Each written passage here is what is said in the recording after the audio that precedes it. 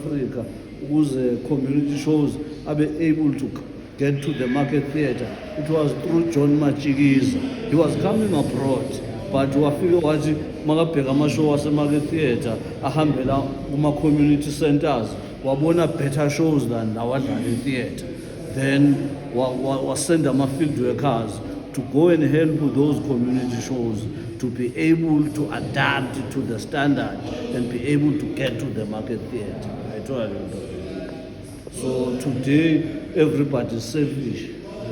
The directors of these theatres are selfish and jealous. They don't want other people to bring their shows. They want to be themselves. And the problem with them, they are not even writers. They can hardly write shows. They are busy bayenza incwadi lezi zabo Zex Mda wethiwa le nto leyo. Bese bathi bezishow eMarket Theatre amathi uzobheka ishow uzobheka uZex Mda ubona iwoza aletha amashow wakudala. There are better shows ezidlalile kudala, but those shows, because ama-shows were certain people, they will never be brought back to the Market Theatre. Nathi we produce one of the best shows Hola Majita, but akaze yathola a second chance.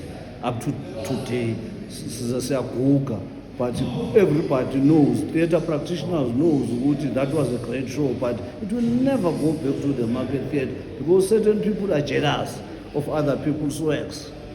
That is the problem. So lama event afana nalawo asikhumbuza kudala ukuthi bekuba neshow e-Uncle Tom's Hall, sisupportana as artists. Kube neshow e-Piro Hall, kube neshow eNaledi High, kube neshow, all these halls ama-centers for artists long time ago. But today you can go to these halls, dance, there's nothing. Because abantwana bamanje, they are trying to be white, but they are black. They will never be white.